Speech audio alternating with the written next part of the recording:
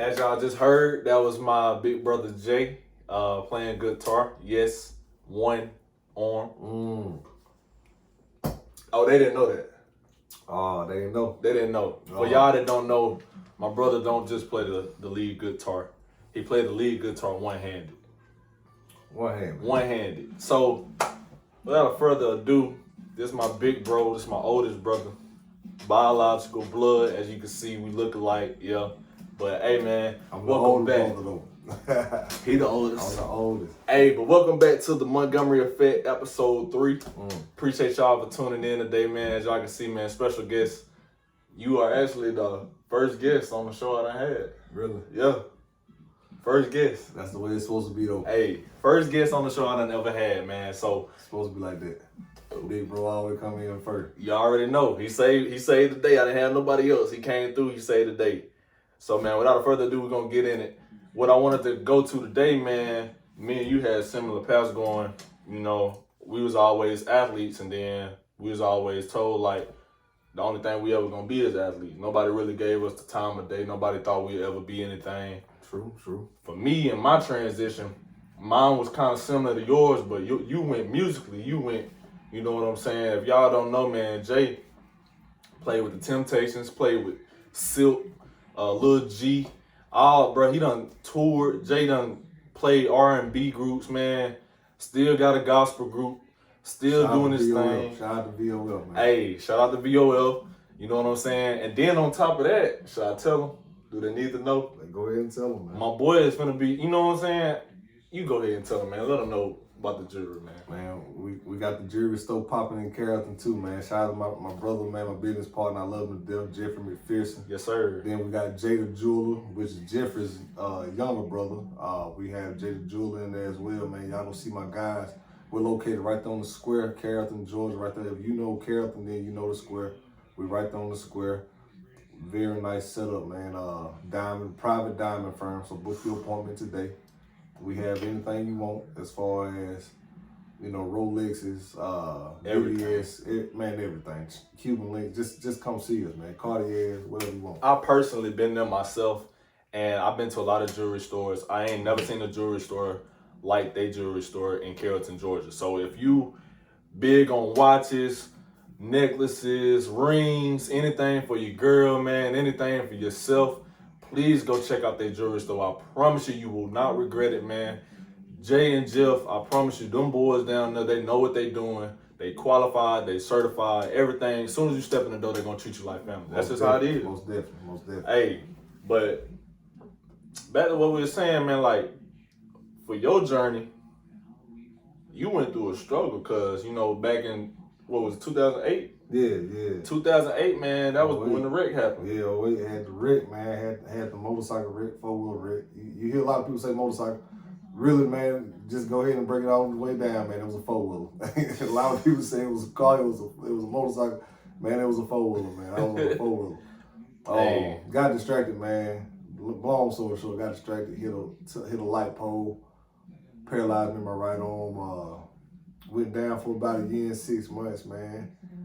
Had to revamp myself, had to restruct some things in my life, and before I knew it, man, I had the passion to play the guitar with one hand, man. So ever since then, we've been bumping with it. Y'all don't know how tough this dude is. I know he my oldest brother, so he ain't got to prove nothing to me. I ain't got, you know what I'm saying? I ain't got to just be sitting talking about him, but y'all didn't hear the dude when he said paralyzed right arm, bro. When your arm is paralyzed, they put you through therapy. I know because I done had a torn UCL, so I know what they put you through. Like, you got to go through therapy. You got to go through all these days, ICU. This dude was in a coma. Like, bro, they thought he was going to die. They were telling him he wasn't going to make it through the night. Yeah. Like, we ain't making this up. Like, My brother's serious. Emergency surgery, man. As soon as I Yeah. got the emergency surgery on my brain, man, my brain had swelled up on the helicopter ride. I had to get airlifted. They couldn't get the swelling down, so when I got there, they had to do emergency surgery on me. Had to just basically drill a hole in my head, man, just let everything flood out. I had the fluid built up on my brain. If anybody know about the brain and the fluid, then you know that ain't no good thing. So by that time, man, I got to UAB on. I had so much fluid on my brain, they had to go ahead and drill that hole and let everything just drain out right there on the floor, man. So they thought I was gonna be vegetable state when I came out, which, you know, vegetable, you know, you can't talk, walk, none of that. So Dang. I did come out with a little, you know, a little restriction. I couldn't walk at first. So, you know, it took me about 4 weeks to learn how to walk again. But after that though, man, it was all uphill after that. Smooth sailing. Yeah. I thank God every day, boy. Like, Oh yeah. I'm telling you, bro, like, without God, nothing's possible. I'm telling y'all don't know what I went through just being his brother. Because I did not know if I was going to be able to talk to him again. You know what I'm saying? Like, I didn't even know what had happened. When I got to the hospital, he was already asleep. They telling the family, like, they don't know if he going to make it. They don't know if I'm going to lose my brother. They don't know if my mom and dad going to lose their son. So, like, but like I say all that to say, Jay, your arm was paralyzed. Move your arm. Move his arm. Ain't nothing but God, man. Like when I tell y'all, like, bro, y'all think we seeing him playing? This dude was paralyzed, bro. Paralyzed, man. Right arm paralyzed, dog. He fought his way back, man. Yeah, man, for real. So what made you pick the guitar back up, bro? I know I done heard you say it like over and over again, but tell the people, like, what made you have that determination in your mind and say, like, I'm not gonna give up, bro. I gotta get this guitar thing going because this is what I love to do. Man, it's like I had another conversation with God, man. I had went in a coma. I had a conversation with him. He told me what it was gonna be and how it was gonna be. He told me it was gonna be rough. He told me, you know what I'm saying, what was ahead. So, you know, he gave me the knowledge, and he had blessed me with the wisdom, you know what I'm saying, to let me know that the road what was coming. Like, you know, you finna have some dark days, but if you can make it through the dark days, you're gonna have something to look forward to at the end of, you know what I'm saying, the end of the tunnel. So really, man, when I got out, man, I went down. I let myself go down. You know, I didn't really hold up my end of the bargain with him. So it took some harsh reality, you know, that hit me. I was sitting in my room one day, I just started crying because I really just couldn't understand, you know what I'm saying, why it really got to this point, you know what I'm saying, just let myself drop to the lowest of the low. And what I did, man, I remember that situation where that conversation we had and when I was in the hospital in that coma, and it just hit me like, bro, like, you can't go out like this. This ain't what you promised. This ain't your end of the bargain. You ain't holding your end of the deal. So once that happened, you know what I'm saying, I just went ahead and got in my head like, hey man, I gotta get up. I told myself, like, you gotta get up from me. You gotta get everything back on track. You gotta, you know what I'm saying, you gotta pick up the pace. Once I did that, man, it was over with. I got my guitar put in my left hand and prayed. Whew. After that, I probably started playing some of the prettiest chords I ever heard. Better than I was playing with two hands. Now, I know the question still remains because a lot of people that know you, they ask you the same thing over and over again. But for the people out there that don't know, would you say you play better with two hands or one? I mean, I still gotta say, bro. I was dangerous with two. Yeah. I was on my way to the top with two. Yeah. But really, bro, to be honest with you, it was a blessing that it happened for me to play one hand, because what playing one hand did was it made me appreciate the craft. For sure. It made me, you know, take music a lot deeper, and it made me have a vision with it. If I was gonna do it, I gotta have a vision behind it. Mm-hmm. You know, if I'm gonna do this, then I gotta be the best. I gotta be humble with it. You know what I mean? So I took that and that's what I built my characterism off of. You know, being humble. You know, being a musician that don't get ahead of themselves. You know, you got musicians out there, you know, you play for Silk and then boom, they got the big hit. Oh, I charge $1,000. Yeah. Nah. Somebody hit me up, man, they need my help, I'm there.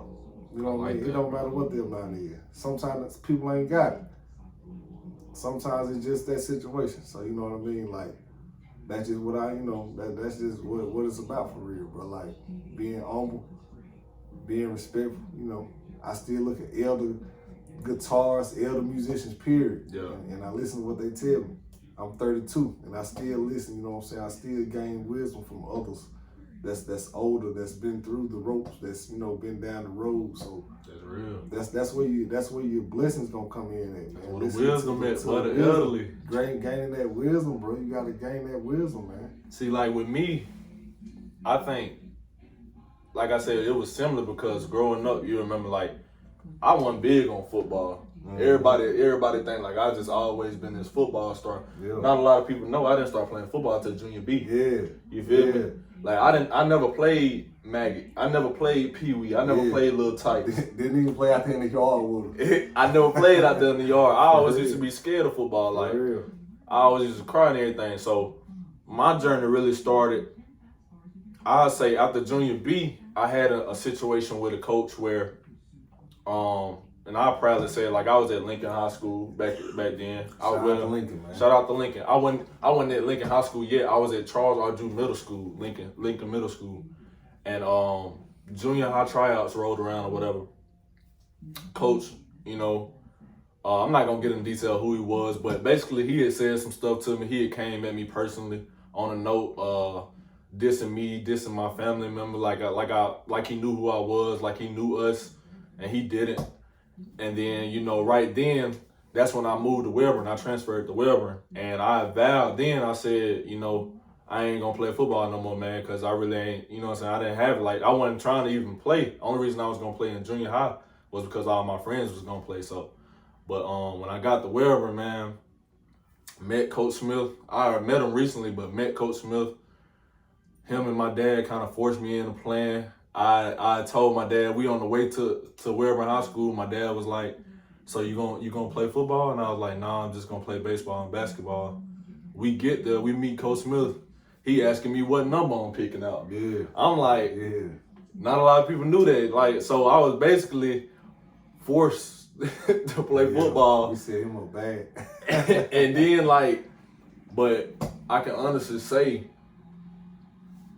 them doing that, bro, was the best thing for me because it put me in a situation to succeed. Exactly. I didn't realize that at the time. I'm thinking like, dang man, like why ain't they let me do what I want to do and express myself and play what I want to play? Like I just want to play two sports. My dad and coach pushing me forward to make that decision to play football, man, it brought me out of my shell for one. Yeah. Two, it made me have a grind for the game like I've never had before. So like when I got on the field, it brought me to my full potential because I didn't know I could be. I feel like a good person. For real, bro. When I seen you take it serious, I feel like your character changed. Yeah. Like I'm a living witness. I started seeing this man like post Bible scriptures in his room, hanging them up on the wall. Yeah. At 8th, 9th grade, man, you got people, man, hanging pictures up. Y'all know what we hanging up on our wall like that. It ain't no boundaries. I know for a fact there wasn't no boundaries with me. I don't know about y'all. But, man, listen, to walk in my brother's room, man, you know what I'm saying? Hey, man, listen, I'm going to keep it 100 because we on the 100 show. Leave the club, man, 2:30 in the morning, you feel me? You drunk as a slither. You walking in your brother's room looking for, looking for the remote or something, man. You see John 3:16 looking at you, you know what I'm saying? This was this man right here, man. This was this man right here, man. I'm telling you, it was a blessing, Lord, for real. I can remember, though. I can honestly remember one vague memory from my brothers that I remember us growing up, and I was like, I don't even know if you remember this, but it was one time, cause it was around junior B when I was getting ready to play football, and this is like my first instinct and my first memory to be like, okay, this is maybe something I want to do, cause my brothers, you know what I'm saying, they pushed me forward, like, if they can do it, I can do it. We at the house, mom and dad ain't even know. We at the house, we had the little weight set in the garage. Them boys out there hidden. I hear it, you know what I'm saying? Of course, me, I want to do everything my older brother's doing. I go out there, they hitting. I see about 2 plates on there. I'm beefing up my little chest. That's when I had the bird chest. Yeah. I'm beefing up my little chest. Walked out there, shoot, let me hit one. They done let me under the bar. I'll never forget, boy. Jay said, you got it? Yep. Joker hit my chest. First time you ever realized what a spotter was. Hey, from that point on, though, them boys helping me under them weights, man, I was like, it put a sense in my mind to where, like, okay, I got to get this stuff. If I want to play this game or if I want to do anything athletically, this is what the big boy is doing. Like, this is what everybody else doing to transform their game into something better. So I got to do the same thing. So that's when, like, if people hear my dad, you always hear my dad say stuff like, you need to raise your game level up, or you need to raise your game level up to this potential, to 110%. That's what it came from. That's what it stemmed from. Because, like, early on, bro, all of us, we, like, from an early age, we all been, like, just taught to raise our game to the next level. Yeah, we always been taught to grind, bro. That's like, it. Shout out to my pop, man, for real. My pops and my uncles, man, like, Yeah. Ooh, yeah. growing up with my pops and my uncles, man, you know what I'm saying? You either gonna win or you either gonna win. Yeah. You feel me? It ain't no losing. It ain't no failing, you know what I mean? So, you know, you look at all our cousins, man, we all doing something positive with life, man. We all doing something, you know, whether it's working every day, 9 to 5 job or something in, you know, the community or something, man. That's gonna what get ours. we're raised to do. We're gonna get ours, man. We're gonna get out here and we're gonna grind for it.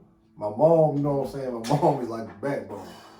Shit, my dad gonna put the hard work in you. My mom gonna let you slack on it. Strong So woman. you know what I mean. So shout out to my parents, man. But that's why at wherever, man, you go up to wherever and you ask people about the Montgomerys, they already know who he is. Yeah. I walked up in the school, I didn't know nobody at wherever. Everybody like, what's your name? Jordan Montgomery. Montgomery, like Harris Montgomery, like Terrence like Terrence my dad, Harris my uncle. Oh my God, like. We treat it like celebrities at wherever. It's just because of our tradition, man. Yeah. It's the family, bro. It's our ancestors. Like, we went through that hill up there, that's like our bread and butter. Yeah. We grinded up there, bled up there, sweat up there. Like, that's what we do, man. Yeah, man. I had two good runs, 2 good years at Weber, man. I enjoyed every bit of it. I swear to God, man. Like, that was probably, you know what I'm saying? That was like the highlight of my life, man. Weber High School really opened my eyes to a lot. They structured me on becoming, you know what I'm saying, set me up for the real world. Oh, yeah. Shout out to Weber High School for real for that. For sure. Now, going back and transitioning back to music, when was like, because I'm kind of curious because I never knew this, but when was like your first call on, like when did somebody first call you and say, yeah, bro, you can come tour with Silk, or yeah, you can come with your first R&B group? When did you first know? For sure. Man, that all fall back on Jeff, man. For real? That all fall back on my business partner, Jeff, man. I met Jeff in 2017. He had been telling me for about 2 months, like, man, I got some big coming for January. And I'm like, okay, you know, I'm you know how you be skeptical because you don't know a person, so I'm skeptical anyway. So I'm like, okay, you got something big coming. Okay, cool. He telling me it's all white affair. He telling me put you a band together because I just need some folks to see you, bro. Dang. So I put me a little band together, man. Shout out to my band. My first band that I had, a lot of people don't know, man, was Cool Cats Band. That consisted of Justin Williams, Star Child. That was a stage name, Star Child.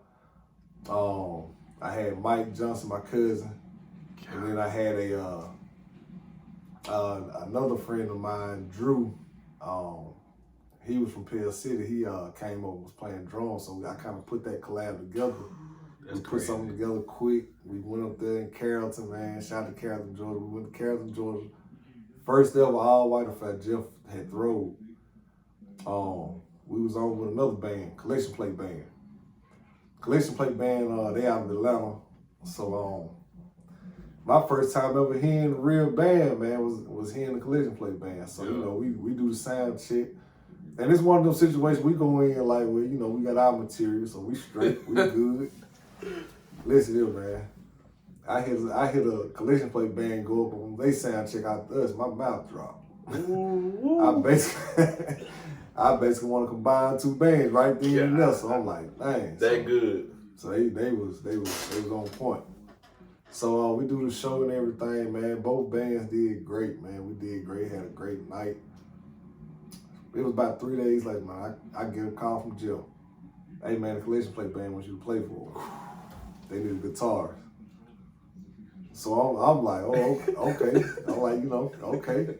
Well, let's make it happen. Let's sit down, let's talk. Let's see what's up. So man, we link up, man. Shout out to Mario Mason, one of the main guys. He was over the business of the Collection Plate Band and the drummer. So shout out to Mario Mason, man. Incredible dude. We first met, we bonded. It just became a brotherhood. So he told me, he was like, yeah, man, we want you in the band, man. We can pay you this price right here, this set price, man. We're doing these shows.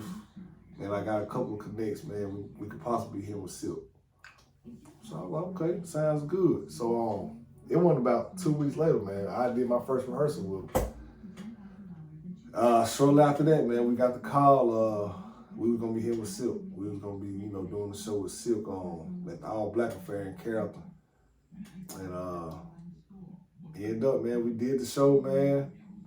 My first time ever even, being a part of something like this, man. Like, I'm coming from gospel. So, you know what I'm saying? Like, I'm waiting on Harvey or somebody to call me. But, here it is, one of the biggest, R&B stars of the 90s era had called me like, hey, I need a guitar player. They say you fine. I seen some video and I want you. I'm like, okay, cool. So, link up, man. Collection Plate Band, we do our first show with Silk. And he loved us, man. So, from there on, we did 4 shows with him. Collection Plate Band, we did 4 shows with him. And it was a good little run, man. Gave me some good experience. Yeah. And came back home off the road with Silk and was pretty much trying to figure some other stuff out, put some other things together. And in the midst of all that, I get another call, man, The Temptation. They interested. They seen some video of me. So I was like, okay, so by this time, my mind began to roll back. Yeah. I remember he said, what was going to be it was going to be some light at the end of the tunnel. So I guess this is the light. So without any hesitation, I set up the meeting with him. So shout out to Larry Akers, which is, my boss as president right now. Shout out to Larry Akers. He set up the whole meeting with The Temptations. I met with Larry and 2 other temps. And, they pretty much told me straight up, like, hey, listen, we know you young, but what we heard, man, we heard star. We heard star material. God, we believe in you. From The Temptation. From The Temptation. So they tell me, like, we believe in you. We have a tour set up already. Just let y'all know, man, it's real. Like, you can fact check all this too. Yeah, you can fact check everything. We're not making stories up. It's real. On Instagram, JStro1000. Had to let them know. Yeah, you can follow all this, man. It's all true right here, man. So, currently, right now, I'm playing with The Temptation, you know what I mean? So, but yeah, man, they set up the meeting. We had a private meeting, at a private restaurant. The whole restaurant, man, they shut the whole restaurant down. Like, when nobody did nothing, the cooks and us. So, we ended up, we negotiated business. They got a contract. So, without any hesitation, I signed it. I read the contract over, of course, but everything looked good from my point of view. My standards was met. So, I signed the contract, man. We've been rocking ever since. Ooh. So, well, that's a blessing. We did a tour. We was on tour last year, due to COVID. We came back off tour for a second, but we catch back out in June. So, it's been up and running, but all in the midst of that, I've been really I had time to actually start my label. So, started my own label, Odessa Music Group. So what I did was I took my grandma, which is, my grandmother is my father's mom. She passed away in '99. What I did was I've always wanted to try and, share her memory, make her memory great. Do something in her memories, you know what I mean? Because, if anybody know the Montgomerys and know music, then it started with her. It started with my grandfather. They had a family band, which was the Montgomery Family Sound, and they traveled from the 30s, 40s, 50s. They done their thing all through that time. In the South at that, let me add that, as an African American group. So, you catching my drift of our roots deep. What's going on. So, what I did was I took her name and I put it first. So OMG stands for Odessa Music Group. So, and what I've done now is I took Odessa Music Group and made it a official business. So now we're actually we're able and blessed to sign artists, independent artists that's around the area that's actually that's needing a chance to be heard, that's needing a chance to be seen, and a lot of people don't just come right in the city, right in the country, you know what I mean, and look for talent. They might overlook us, and I'm that guy that's just trying to get everybody to the next level. That's not being looked. That's not got that opportunity or that connection that can get them to the next level. So I'm trying to be that guy for them. Man, that's real. I commend you for that, big bro. Oh yeah, man. No cap. Matter of fact, I got another artist coming out. My blues artist coming out. The Jay versus Jay Marshall project will be dropping in late April, early May. Y'all make sure y'all get y'all hands on that. When I say this guy is like the next Calvin Richardson, the next Sir Charles, he's all them in one. Tank, he's all them in one, man. Like, boy, you giving us an exclusive? Yeah, man. I'm gonna give y'all the exclusive. Man. This guy is phenomenal. Like my blues artist is phenomenal, and we got some great things lined up for him. So y'all check him out, man. Jay versus Jay Marshall. Hey, stay tuned. I told you. Hey, when I say I got something coming big out, it follows. I'm telling you, I get everything from him. We run strong. I'm telling you. Now, a lot of people don't know how hard it is going from playing gospel every week to having to switch and transition to R&B. Yeah. Was it a hard challenge for you? It was a bit of a challenge because my life was set up. I ain't gonna lie, my life was set up on gospel. I came out 4 years old, traveling with my dad and my uncles. They had a gospel group. My cousin, Benny Montgomery, shout out to Benny, shout out to Antoine. He was a drummer. And my uncle played bass, and we had another family friend named Daryl Watts and Mike Watts, two family friends. They played guitar, and we traveled up and down the road, man, all throughout the South, man. I was 4 or 5 years old, man, coming on to the scene, you know what I mean? And then, I'm coming in early 90s. I'm coming in seeing how things was done as far as quartet. So it was a big leap, but at the same time, I was already kind of set up for it, you know what I mean? Just traveling with Pops, them, man, all down the years, man. I'm talking about from 4 years old, about 12, man. I traveled with my dad, them, every state, man. I tell everybody, man, I've been to 47 states. And I seen half of them, man, before I was 15 years old. Traveling with my Pops, man, what I'm saying? My uncles, man, doing this thing, man. I've been doing this thing for a long time. I'm 32 now. And like I said, man, I'm blessed to see 47 states just off of drums and guitar. So, that's pretty good, man. Now, when I talk about the transition, we have similar paths because, again, yours ties to music, mine ties to sports. Right. Like, I went from playing, thinking I was going to play just baseball and basketball to playing football, then transitioning to basketball, then having to transition from that to baseball. Right. A lot of people don't know because they thought like when I moved to Webern, I would just give up the two and just play football. A lot of people still don't know that. Yeah. Like from Sanford, from Birmingham, a lot of people don't know I was a three-way sporter. Yeah, I played all three. We all did. You know what I'm saying? Like we all did. I played basketball, baseball, and football. There was no breaks. Man, I hate organized basketball. I hate it. I ain't even gonna lie, man. I gave Oscar 1 year, man. They probably tell you now I was the worst player ever, man. I didn't even play the 3 games. Hey. But it was one of them, it was one of those things where like doing it again made me a better person and a better athlete. Right. You know what I'm saying? You have a lot of these athletes nowadays, and I ain't trying to stereotype, but you have a lot of these athletes nowadays where they're either forced to play all 3 sports because, their parents want them to have something to do, or they want to fit in. They feel they need to fit in. Exactly. You know me, I'm always humbled. I'm gonna talk my issue. Exactly. I was actually good at all 3. Really? Really.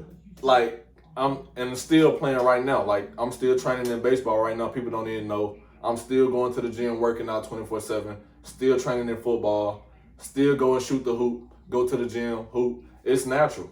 Yeah. You know what I'm saying? I give it to him, man. He the best athlete out of all. It's just natural. He's the best athlete, man. Give it to him. Coming up, you would have said who the best athlete in the family. Would probably had to give it to Jay. I mean, Of course, I started do it. it with that and give it a check. I started You it. feel man. me? I But started hey, I'm a late bloomer. I snuck up on it. You feel it. me? Did do that.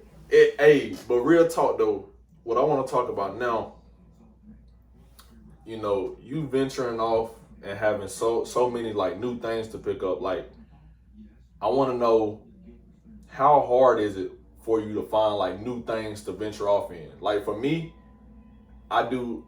it wasn't that hard for me because I knew when I got done with college, I already knew what I wanted to do. Like everybody was talking about, oh, they're going to the NFL and everything like that. I always knew the NFL was, you know, a lot of people look at the NFL as a first option. Yeah. I didn't look at it as an option. I looked at it as a blessing. If I get there, I get there. Yep. If I don't, I know what I'm gonna do. Exactly. You feel me? Exactly. So it's just like still like to this day, if they call, I'm ready. You know what I'm saying? Exactly. But if they don't, you still ready. Exactly. And right now I'm working in my career field. Exactly. Got a job in my career field where I'm making good money and I do what I do, blessing people and helping people out. But how hard is it for you to find like new things to do and venture off on other than music? Because like you probably was stereotyped when I was little, everybody telling you, oh, you just a musician or whatever. But now you doing jewelry, you working on your own label. So you know what I'm saying, probably gonna be working with, now I heard you was doing something with producing. Right. You know what I'm saying? Right. I don't even know if I was supposed to say that yet, Right. but that's coming, that's on the way, you know what I'm saying? But yeah. other stuff happening for Yeah. you, how hard is it for you to venture off? I mean, really for me, man, it's like I'm always trying to plan ahead anyway. Like even when, Boy, you sound like man, even with the temps, man, yeah. I'm already, I'm signing just thinking like, okay, after this or during this, once I gain enough knowledge and wisdom, start my label. Get ready to transition again. Now, do you ever gotta slow yourself down? Cause I feel the need to where like, I'll be working just like you, but I'll be working at a rush too. Like, because my mindset, and me and you got the same mindset, and I think it's a beautiful mindset, but some people like tend to tell us we gotta slow down and focus, but we have the tendency to make things happen like right now. We gotta do this, we gotta hurry up now to make it happen because life don't slow down. We both know that. Exactly.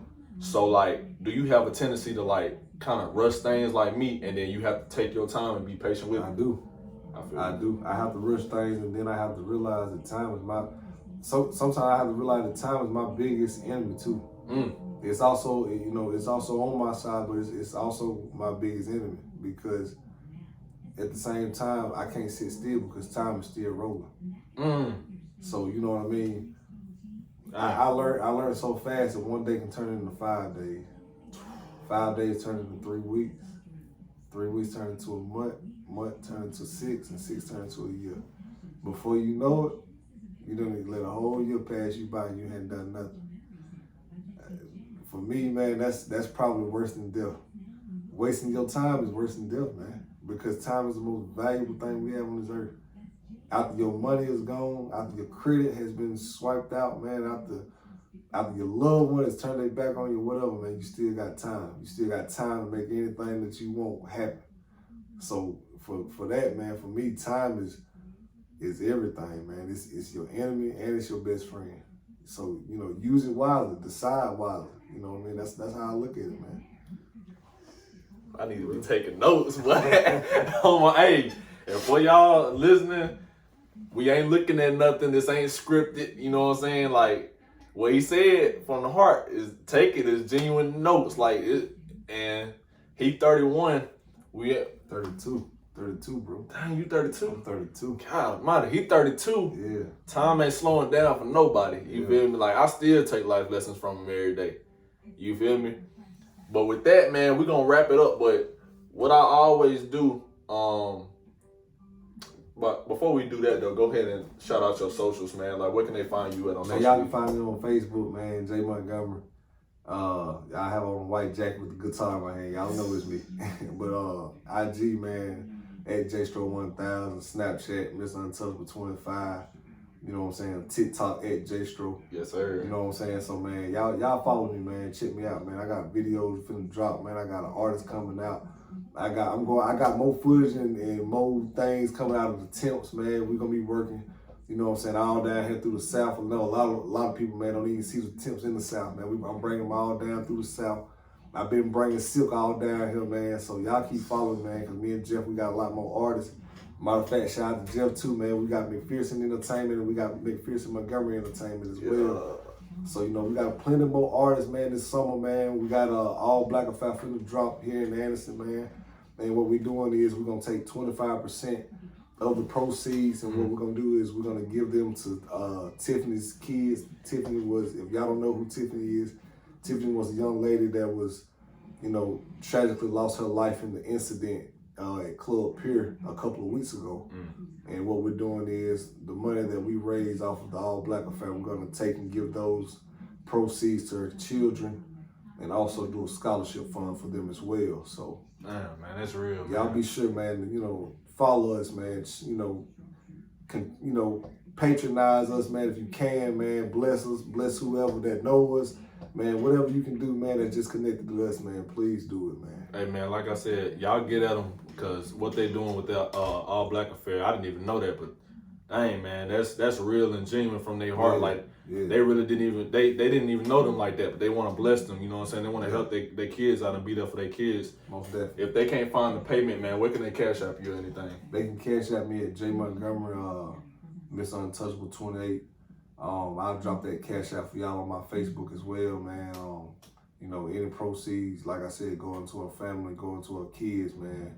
You know, the kids are the biggest thing to me, man. You know, I got 3 boys of my own, and if something was to happen to me, you know, I would want the community to pull up, man. You know, do what they gotta do for my sons, man. You know what I'm saying? To make their life easier. You know, don't leave the kids, man, with a hard road, man. That's, you know, that's big on me. That's big in my heart, man. I feel you on that. Hey, we're gonna wrap it up, but what I like to do before every episode ends, starting today, I need a quote of the day from you. And I'm gonna give a quote of the day from me. From your heart, whatever you feeling. Man, whatever you want. My quote's simple, man. The same quote I'm finna tell y'all, man, you're gonna see it on every social media site that I got. It's simple. 3 words. Never give up. God almighty.